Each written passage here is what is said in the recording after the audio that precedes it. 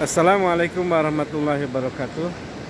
Bersama saya Robi Nur Hadi, dosen hubungan internasional Universitas Nasional. Saat ini saya sedang berada di pinggir laut Mediterania yang dekat dengan Laut Marmara yang menghubungkan laut ini dengan Selat Bosporus. Ada beberapa hal penting yang bisa kita ambil untuk ditarik sebagai sebuah pelajaran. Pertama, tentu saja laut ini menjadi tempat di mana peradaban Eropa dimulai.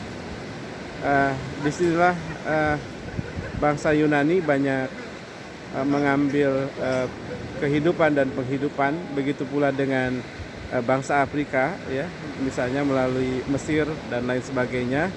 Dan tentu saja berbagai para penstudi HI ataupun para ilmuwan lainnya ingin melihat bagaimana sesungguhnya selat atau laut Mediterania ini seperti apa. Saya tadi sudah menyentuhnya langsung, melihat, merasakan, dan tentu dengan demikian, dengan secara hermeneutis saya bisa membayangkan apa yang sesungguhnya bisa kita rasakan pada awal-awal manusia membangun peradaban di wilayah Laut Tengah ini. Yang hal lainnya yang menarik adalah bahwa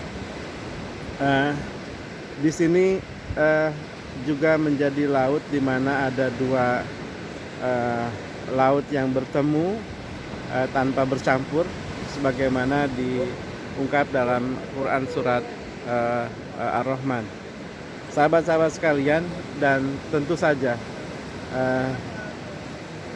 di tengah sunset yang ada di belakang saya ingin memperlihatkan bahwa di belakang saya itu tembus ke arah Laut Marmara yang kemudian menyambung dengan Selat Bosporus.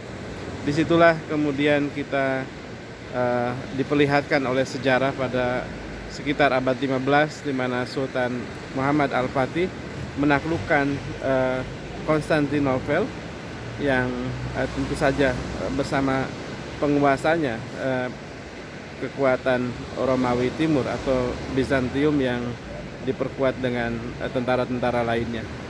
Sahabat-sahabat sekalian, apa pesan pentingnya? Pertama, tidak ada yang abadi dari apa yang manusia bangun. Yang abadi adalah penciptanya. Dan tentu saja apa yang kemudian saat itu menjadi satu bangunan pusat peradaban ekonomi di wilayah timur, siapa yang tidak kenal dengan Konstantinopel? Ya, semua mengenalnya.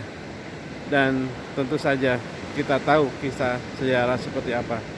Bahkan Konstantinopel yang sudah ditaklukkan oleh Sultan Muhammad Al-Fatih pun kita tahu bahwa ini mengalami dinamika pergantian dari satu tempat ibadah ke tempat ibadah yang lain, dan kemudian terus berubah-ubah.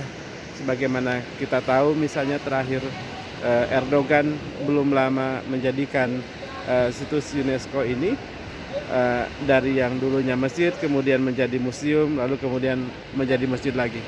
Sahabat-sahabat sekalian, disinilah kita melihat tanda-tanda kekuasaan Allah Subhanahu wa Ta'ala.